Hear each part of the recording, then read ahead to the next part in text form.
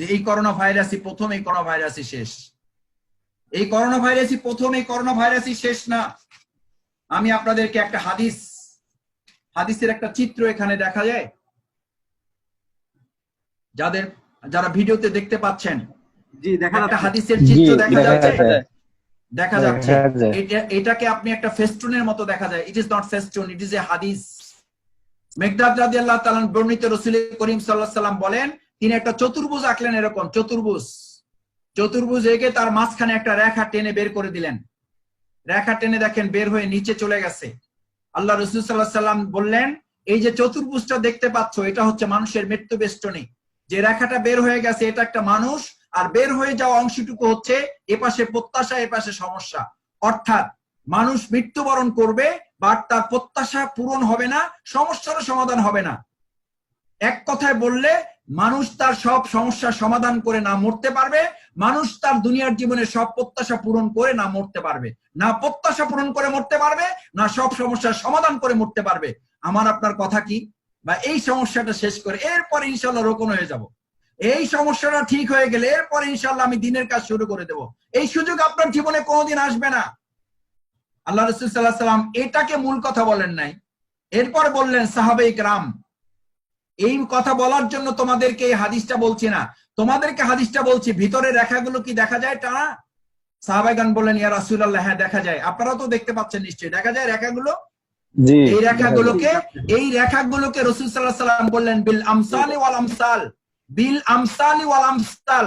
তোমার জীবনে একটা সমস্যার সমাধান হবে, আর একটা সমস্যা পিছন থেকে অপেক্ষমান থাকে, ওয়েটিং থাকে, কম্পিটিশনে থাকে, প্রতিযোগিতায় থাকে তোমাকে ঝাপটে ধরার জন্য।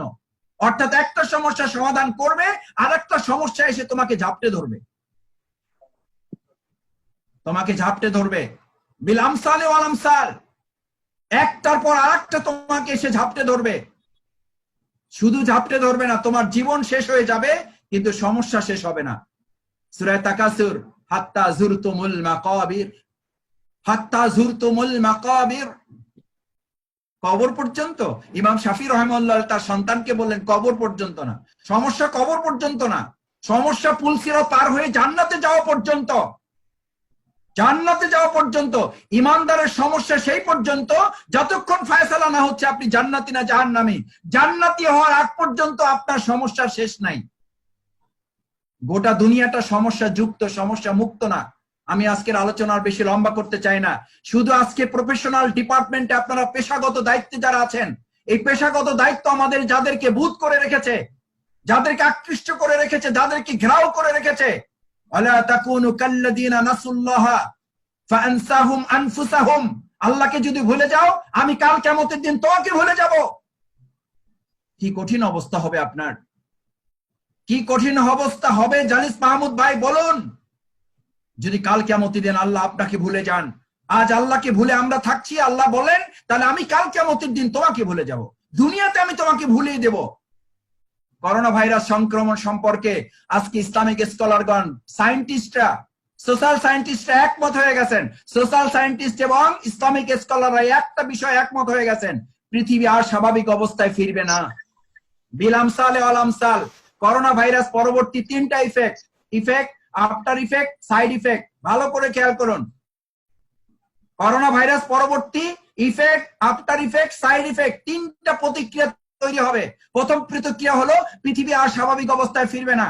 দ্বিতীয় প্রতিক্রিয়া হলো গোটা পৃথিবী ভেঙে খান হয়ে যাবে, সামাজিকতা, বন্ধন, আত্মীয়তা, বাবা মা সন্তানের পরিচয় দিতে চাইবে না, স্ত্রী স্বামীর দায়িত্ব নিতে চাইবে না, স্ত্রী স্বামীর দায়িত্ব নিতে চাইবে না, স্বামী স্ত্রীর দায়িত্ব নিতে চাইবে না, সন্তান বাবা মার দায়িত্ব নিতে চাইবে না, বাবা মা সন্তানের দায়িত্ব নিতে চাইবে না।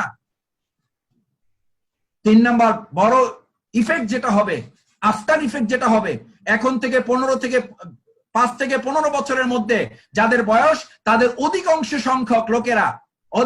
সংখ্যক শৈশব কৈশোরের ছেলেরা সাইকোলজিক্যালি ডিসঅর্ডার অথবা মেন্টালি ডিস্টার্ব হয়ে যাবে। তারা মেন্টালি ডিস্টার্ব হয়ে যাবে, সাইকোলজিক্যালি ডিসঅর্ডার হয়ে যাবে তারা। কারণ এই ভারসাম্যহীন পরিবেশে তারা নিজেদেরকে আগাতে পারবে না তারা। সেই জন্য এই হাদিসটি আপনার ব্যস্ততম জীবনকে মুক্তি দিতে পারে, আল্লাহ রসুল বলেন তোমার এখান থেকে বাঁচার পথ হচ্ছে একটি, তুমি আল্লাহর দ্বীনের কাজের জন্য নিজেকে প্রস্তুত করো, আল্লাহ তাআলা এই সমস্যাগুলো সহজ করে দেবেন। فأما من أعطى واتقى وصدق بالحسنى فسنيسره لليسرى। আন আকিমুদ্দিনের কাজে নিজেকে প্রস্তুত করো, অর্থাৎ সমস্যা শেষ করে দিনের কাজ না, দিনের কাজ করতে করতে সমস্যা শেষ করার রাস্তা বের করা। সূরা তালাক 2, 3, 4, 5। ওমান ইয়াত্তাকিল্লাহ ইয়াজআল লাহু মাখরাজান মিন আমরিহি ইউসরা। তোমার কাজ আমি সহজ করে দেব, তোমার কাজ আমি সহজ করে দেব, সমস্ত বিপদ মুসিবত থেকে তোমাকে আমি বের করে দেব, দুঃখ দুর্দশা থেকে তোমাকে বের করে দেব, ব্যস্ততম জীবন থেকে তোমাকে আমি মুক্ত করে দেব। আর যদি না করেন তাহলে হাদিসে কুদসির বর্ণনা হচ্ছে তোমার 2 হাত আমি ব্যস্ততায় পরিপূর্ণ করে তোমার জীবন থেকে কোনোদিন অভাব আর দূর হবে না। হয় নাই, হচ্ছে না। আমার দেখা হাজার হাজার আমাদের ভাইয়েরা যাদেরকে ব্যস্ত থাকতে দেখেছি, ব্যস্ততা তাদেরকে পাগল করে ছেলেছে। ডানে তাকালে বামে দেখে না, বামে তাকালে ডানে দেখে না, কারণ ব্যস্ততার নিয়মই হচ্ছে ব্যস্ততা আপনাকে আরো ব্যস্ত করে তুলবে।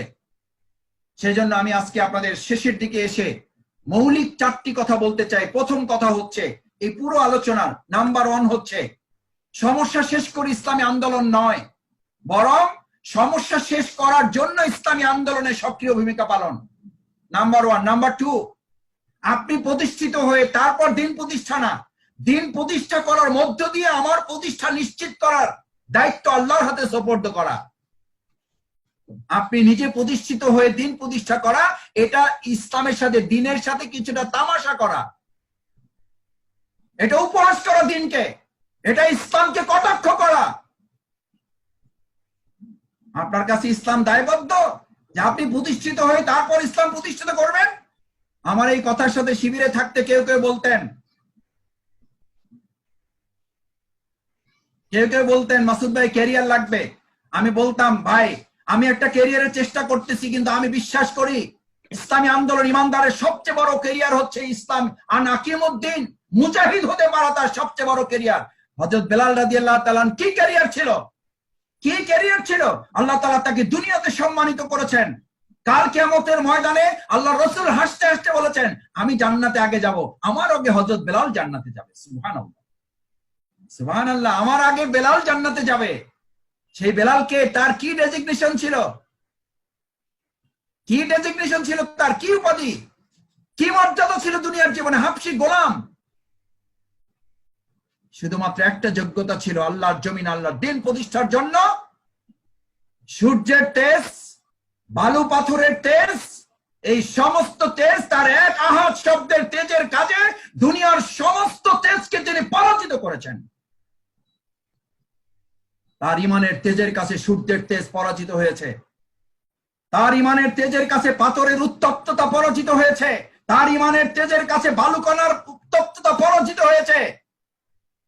আল্লাহ তাআলা তাকে দুনিয়ায় প্রতিষ্ঠিত করেছেন, কাল কিয়ামতের দিন তাকে সম্মানিত করবেন। এভাবে রাসূল সাল্লাল্লাহু আলাইহি ওয়াসাল্লাম বলেন আমার আগে আমার বেলাল জান্নাতে যাবে, কারণ আমি যে বাহনে চড়ে জান্নাতে ঢুকবো ওই বাহনের রশিটা ধরা থাকবে আমার প্রিয় বেলালের হাতে। সেজন্য বেলাল তো আগে ঢুকে যাবে, আমার বেলাল তো আমার আগে ঢুকে যাবে। আল্লাহু আকবার, দ্যাট ইজ ইসলাম। আর আপনি কি বলেন, আমি কি বলি, কয় শাহেদ ভাই একটু প্রতিষ্ঠিত হয়নি, ব্যবসাটা কেবল শুরু করছি তো। মানে আপনি বড় ব্যবসায়ী হয়ে তারপর ইসলামের খেদমত করবেন, মানে ইসলাম আপনার কাছে ঠেকা, ইসলাম আপনার কাছে ঠেকা। সূরা ফুরকানের শেষ আয়াত, কুল মা ইয়াবাউ বিকুম রাব্বি লাউলা দুআউকুম ফাকাদ কাযাবতুম ফাসাউফা ইয়াকুনু লিজামা।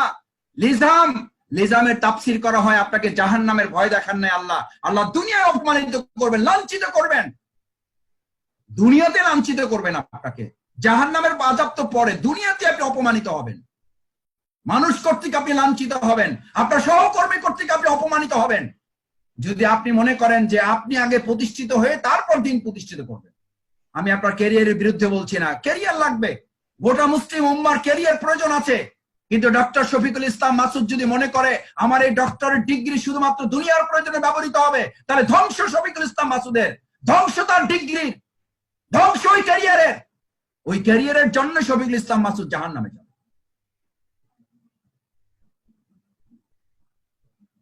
সূরা ফুরকানের শেষ আয়াত, কুল মা ইয়াবাউ বিকুম রাব্বি লাউলা দুআউকুম ফাকাদ কাযাবতুম ফাসাউফা ইয়াকুনু লিজামা। তোমার যদি আল্লাহকে না ডাকো, আল্লাহর দ্বীনের এই কাজে শামিল না হও, ওয়া ইয়াস্তাবদিল কওমান গায়রাকুম লা তাদুররুহু শাইআ ফাতারাব্বাসু হাত্তা ইয়াতি আল্লাহু মিন আমরিহি। এরকম শত শত আয়াত কোরআনে আছে। ফাতারাব্বাসু হাত্তা ইয়াতি আল্লাহু মিন আমরিহি। আপনারা যেটা নাম দিয়েছে করোনা ভাইরাস, আল্লাহর ভাষায় ওটার নাম হলো আমরিহি। ওটা আমার একটা অর্ডার, ইটস অনলি অর্ডার। এরকম অর্ডার এর আগেও এসছে, ভবিষ্যতেও আসবে। কখন আসে? মান আহাব্বা ইলাইকুম মিনাল্লাহি ওয়া রাসূলিহি ওয়া জিহাদিন ফি সাবিলিহি। আল্লাহ, আল্লাহর রাসূল এবং আল্লাহর জমিনে আল্লাহর দ্বীন প্রতিষ্ঠান আকিমুদ্দিনের কাজ যদি আপনার ভালো না লাগে, এটাকে যদি দুনিয়ার সবকিছুর চেয়ে ভালো না লাগে, আল্লাহর দ্বীন প্রতিষ্ঠার কাজ যদি সবকিছুর চেয়ে ভালো না লাগে, ভালো লাগার কথা আমার একটা কথা না বললে আমার ভালো লাগে না ভাই। এখানে প্রায় তরুণ যৌবনের সব লোকেরা, কেউ হয়তো বিয়ে করেছেন, কেউ হয়তো বিয়ে করেন না, এরকম হাতে গোনা 2-4 জন, বাকি সবাই করেছেন। বাসর রাত যদি আপনার কাছে পছন্দ হয়, প্রিয় লাগে, ওটা যদি ভালো লাগে, আকর্ষণীয় লাগে, একজন ইমানদার, একজন মুজাহিদের জিন্দেগিতে যুদ্ধক্ষেত্র তার চেয়ে বেশি প্রিয় না হলে ফাতারাব্বাসু হাত্তা ইয়াতি আল্লাহু মিন আমরিহি। তার জন্য আল্লাহর অর্ডার, অপেক্ষা করো আমার নির্দেশের, আমার আযাব, আমার গজবে। আমি শফিকুল ইসলাম মাসুদের কাছে বাসর সজ্জা যেমন আমার কাছে প্রিয়, আমার যুদ্ধক্ষেত্রে আল্লাহর দ্বীনের এই দ্বীন প্রতিষ্ঠার কাজ, এর হুমকি, এর ধুমকি, এর রক্তচক্র, এর জেলখানা, এর ফাঁসির মঞ্চ যদি আমার কাছে তার চেয়ে বেশি প্রিয় না লাগে, বেশি মজা না লাগে, ওটা যদি আমাকে বেশি আকৃষ্ট না করে, সেই ইমানদারের জন্যই ফাতারাব্বাসু হাত্তা ইয়াতি আল্লাহু মিন আমরিহি। অপেক্ষা করো আমার নির্দেশ, আমার আদেশ, আমার গজবে। সেজন্যই তো সেই সাহাবী বাসর সজ্জা ছেড়ে চলে গিয়েছিলেন যুদ্ধের ময়দানে। স্ত্রীর সাথে মিলিত হওয়ার সুযোগ হয় নাই, চেহারা দেখার পর্যন্ত সুযোগ হয় নাই। শহীদ হয়েছেন যুদ্ধের ময়দানে।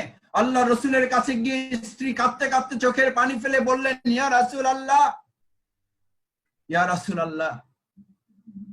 আপনার 70 জন শহীদের মধ্যে তো আপনি 68 জন পেয়েছেন, 2 জনের কফিন আপনার কাছে পাওয়া যায় নাই।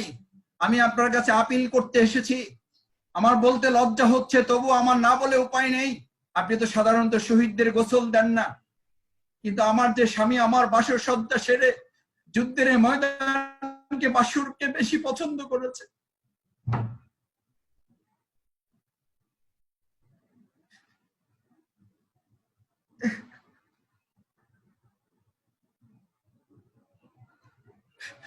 আমার সৌন্দর্য, আমার রূপ লাবণ্য, আমার প্রতি আকৃষ্টতা তাকে আটকাতে পারি নাই।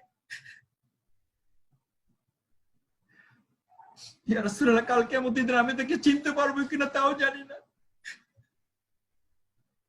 আমি তাকে ভালো করে দেখারও সুযোগ পাই নাই। আপনার যুদ্ধের ডাক শুনে যুদ্ধের ময়দানে চলে এসেছে, আমি তাকে শুধু একটা চুমু খেয়েছিলাম, তার গোসল ফরজ হয়েছে। ইয়া রাসূলুল্লাহ,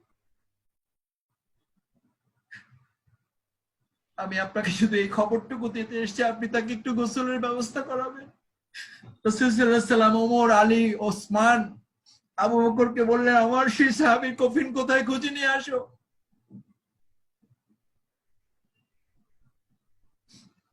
মান আহাব্বা ইলাইকুম মিনাল্লাহি ওয়া রাসূলিহি ওয়া জিহাদিন ফি সাবিলিহি। আনাকিমুদ্দিনের কাজকে আমরা কে কেমন করে ভালোবাসি আমি জানি না। জিবরাইল আমিন এসে রাসূল সাল্লাল্লাহু আলাইহি ওয়াসাল্লামের পাশে দাঁড়িয়ে গেলেন, ইয়া রাসূলুল্লাহ, ইয়া রাসূলুল্লাহ, আপনার সাহাবীর কফিন খুঁজে আপনি পাবেন না। ওই কফিন শাহাদাত বরণ করার সাথে সাথে আল্লাহ তাআলা আসমানের ফেরেশতা, রহমতের ফেরেশতা, জান্নাতের ফেরেশতা সবাইকে নির্দেশ করেছেন, ওই সাহাবীর কফিন আমার কাছে নিয়ে আসো, আমার আরশে আজিমে নিয়ে আসো, আমি তার গোসলের ব্যবস্থা করে দেব।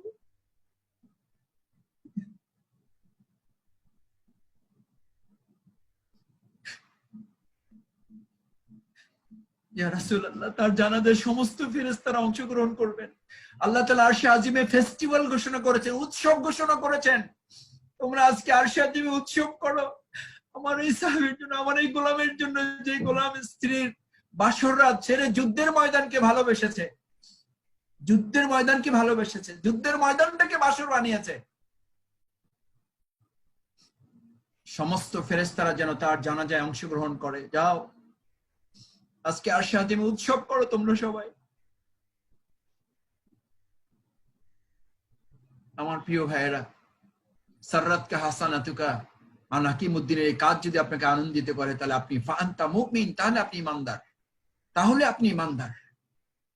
ওয়াসাআতকা সাইয়াতুকা, আর এই কাজে আপনার নিষ্ক্রিয়তা দুর্বলতা যদি আপনাকে উদ্বিগ্ন উৎকণ্ঠিত না করে, প্রেশান না করে, ওয়াসাআতকা সাইয়াতুকা, আপনাকে অনুশোচিত অনুতপ্ত না করে, আপনার ঈমান নিয়ে আপনার প্রশ্ন তৈরি হওয়ার সুযোগ করে দেওয়া উচিত। আপনি আজকে আত্মসমালোচনায় বসে যান, আপনার নিষ্ক্রিয়তা আপনার দুর্বলতা আল্লাহর দ্বীনের কাজে আপনাকে পেরেশান করে না, অনুতপ্ত অনুশোচিত করে না। আপনার ঈমানের ব্যাপারে আমি সন্দেহ করছি না, আল্লাহ রাসূল সাল্লাল্লাহু আলাইহি ওয়াসাল্লাম সন্দেহ করছেন। ওয়াসাআতকা সাইয়াতুকা ওয়ালাম ইউহাদ্দিস বিহি নাফসুহু, আল্লাহর রাজ্যে আল্লাহর রাজত্ব প্রতিষ্ঠিত নেই, এটা দেখেও তোমার কোনো চিন্তা হয় না, পেরেশান হয় না। ফামাতা মাইতাতান জাহিলিয়াতান, তুমি তো জাহিলিয়াতের মৃত্যু, তোমার তো জাহিলিয়াতের মৃত্যু। আল্লাহ রাজ্যে আল্লাহ রাজত্ব প্রতিষ্ঠিত নেই, এটা দেখেও তোমার মধ্যে কোনো উদ্বেগ উৎকণ্ঠা নেই। সম্মানিত ভাইরা, সেজন্য দ্বিতীয় বলেছি, দিন প্রতিষ্ঠা করে আপনি প্রতিষ্ঠিত হওয়া। 3 নাম্বার সবশেষ, তৃতীয় এবং চতুর্থ দুটো পয়েন্ট বলে আমি ব্যাখ্যা ছাড়া আমার কথা শেষ করে দেব। তৃতীয় নাম্বার হচ্ছে, আপনার এই দুনিয়ার যত ঝামেলা আছে, এই সব ঝামেলাকে সামনে রেখে আপনি ঠিক করবেন, আপনি সিদ্ধান্ত নেবেন ইসলামী আন্দোলনই হবে সমস্যা সমাধানের মূল পথ। ইসলামী আন্দোলন করে আপনি সমস্যার সমাধানের রাস্তা বের করবেন। আল্লাহ তাআলা সেই রাস্তার কথাই আপনাকে বলে দিয়েছেন, ওয়ায়াসসারাহুস সাবিল, ওয়ায়াসসারাহুস সাবিল, এটা একটা রাস্তাই, একমাত্র রাস্তা। ইরজিইয়া আইয়াতুহান নাফসুল মুতমাইন্না ইরজিই ইলা রাব্বিকা রাদিয়াতাম মারদিয়া ফাদখুলি ফি ইবাদি ওয়াদখুলি জান্নাতি, ওয়াদখুলি জান্নাতি, আমার গোলাম হও, জান্নাতে যাও। এই এক রাস্তা, এই একমাত্র রাস্তা। লাস্ট আমি আপনাদেরকে বলবো, আকিমউদ্দিন বিনা হিসাবে জান্নাতে যাওয়ার একমাত্র পথ। It's only way, it's only way. হিসাব দিয়ে কেউ জান্নাতে যেতে পারবেন না, নো নো। আমল দিয়ে কেউ জান্নাতে যেতে পারবেন না। আল্লাহ রাসূল সাল্লাল্লাহু আলাইহি ওয়াসাল্লাম নিজে পর্যন্ত এটা বলেছেন, ইল্লা মা রাহিমা রাব্বি, আমার রব যদি আমাকে দয়া না করেন তাহলে আমিও জান্নাতে যেতে পারব। আমি আমার আমল দিয়ে জান্নাতে যাওয়ার আশা করি না, আমার রব যদি আমাকে দয়া করেন তাহলেই কেবল আমি জান্নাতে যেতে পারব। কারো হিসাব শুরু হয়ে যাওয়া মানে তিনি নিশ্চিত জাহান্নামে। হিসাব দিয়ে কেউ জান্নাতে যেতে পারবে না, হিসাব শুরু হয়েছে মানে জাহান্নামে যাবে সে। আল্লাহ রাসূল সাল্লাল্লাহু আলাইহি ওয়াসাল্লাম সূরা ইনশিকাক 6 থেকে 12 এখানে পরিষ্কার এই কথা বলা আছে, ফাসাওফা আম্মা মান উতিয়া কিতাবাহু বিয়ামিনিহি ফাসাওফা ইউহাসাবু হিসাবান ইয়াসির, যার আমলনামা ডান হাতে দেওয়া হবে তার হিসাব সহজ করা হবে। আল্লাহ রাসূল সাল্লাল্লাহু আলাইহি ওয়াসাল্লাম জানতে চাইলেন, ইয়া রাসূলুল্লাহ, হিসাব সহজ করা মানে কি?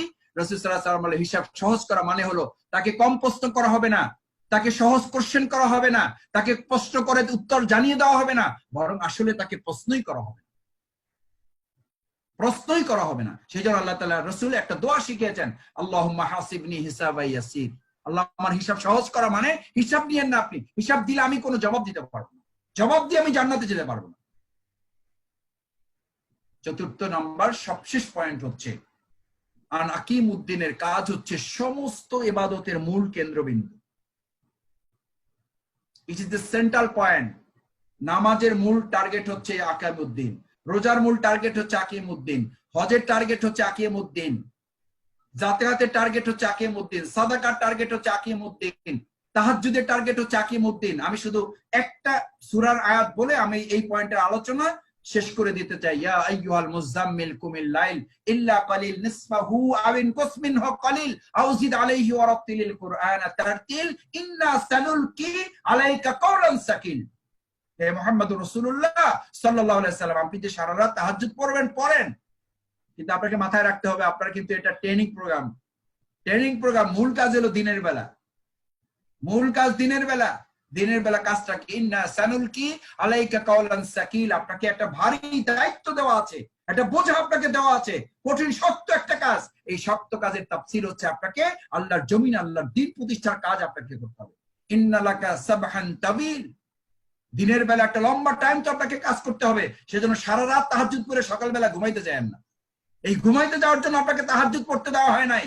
আপনার তাহাজ্জুদ পড়তে দেওয়া হয়েছে সংযমী হওয়ার জন্য, সবর শক্তি বাড়ানোর জন্য, সহ্য ক্ষমতা বাড়ানোর জন্য, টলারেন্সি বাড়ানোর জন্য, যাতে গালি দিলে, দুঃখ দিলে, কষ্ট দিলে, নির্যাতন, নির্মম, মামলা, হামলা এসব কিছু করলেও যাতে আপনি এক চুল পরিমাণ আপনার দায়িত্বের জায়গা থেকে সরে না যান, সেই জন্য তাহাজ্জুদ। না হলে আপনার এই তাহাজ্জুদের কোনো দাম নাই। রহবানাল লাইল ফুরসানান নাহার, ইমাম গাজালি রাহমাহুল্লাহ এই আয়াতের ব্যাখ্যা গিয়ে বলেন ফুরসানান নাহার, যে রহবানাল লাইল হবে, রাত্রিবেলা দরবেশ হবে, দিনের বেলা সৈনিক হবে। না হলে এই দরবেশগিরি আল্লাহর কাছে কোনো দরকার নেই, কোনো দরকার নাই, কোনো মূল্য নাই দরবেশগিরি।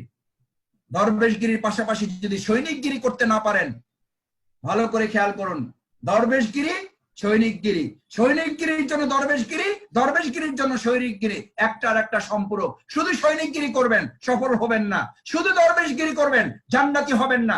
সফল হওয়ার জন্য, জান্নাতি হওয়ার জন্য রহবানাল লাইল, রাতের বেলা আপনার জায়নামাজ, দিনের বেলা ঘোড়ার পিঠ, এই দুটো আপনাকে বরাদ্দ করতে হবে। এটা হচ্ছে ইমানদারের, এটা হচ্ছে মুমিনের, এটা হচ্ছে আনাকিমুদ্দিনের বৈশিষ্ট্য। আসুন আমরা সেই বৈশিষ্ট্য নিজেকে উজ্জীবিত করে আল্লাহ রাজ্যে, আল্লাহ রাজত্ব প্রতিষ্ঠা করার জন্য আপনার মধ্যে একটা পাওয়ার ডেভেলপ করার কথাই কোরআনে এভাবে উল্লেখ করা আছে, লাকাদ রাদিয়াল্লাহু আনিল মুমিনিন ইযুবায়ুনাকা তাহতা শাজারা, তুমি একটা প্রোটেকশন গ্রহণ করো, একটা প্রোটেকশন।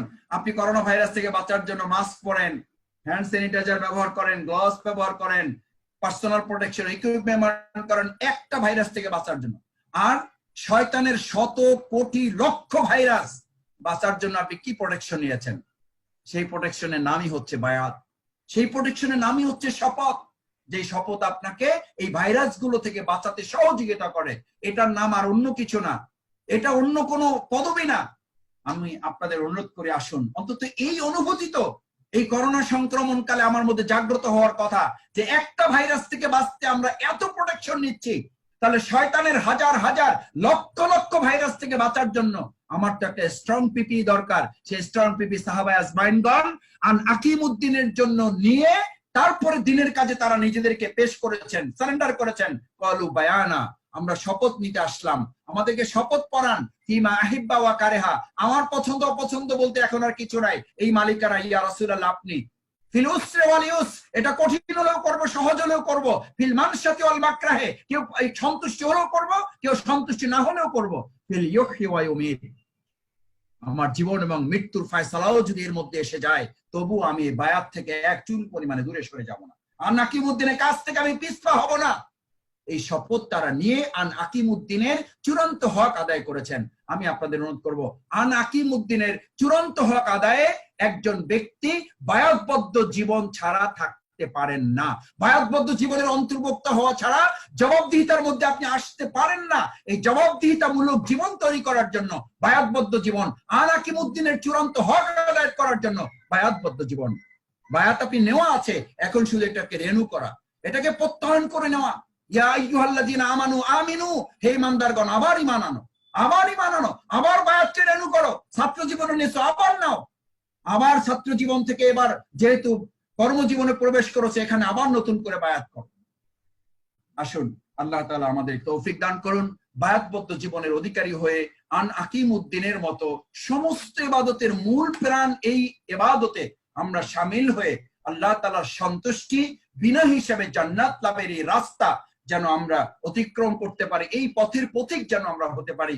আল্লাহ তাআলা আমাদেরকে সেই তৌফিক দান করুন। সেই প্রত্যাশা ব্যক্ত করে আপনাদেরকে আমি আমার আবারও আন্তরিক কৃতজ্ঞতা, লম্বা সময় কথা বলে ফেলেছি, আমাকে মাফ করবেন। আমার এই দুর্বলতা একটু থেকেই যায় যে আমি আসলে কম কথায় শেষ করতে পারার যোগ্যতা এখনো অর্জন করতে পারি নাই। আমার জন্য আপনারা দোয়া করবেন যেন কম কথায় আমি আমার বক্তব্য শেষ করার যোগ্যতাও আল্লাহ তাআলা আমাকে দান করেন। কেউ কষ্ট পেয়ে থাকলে মাফ করবেন।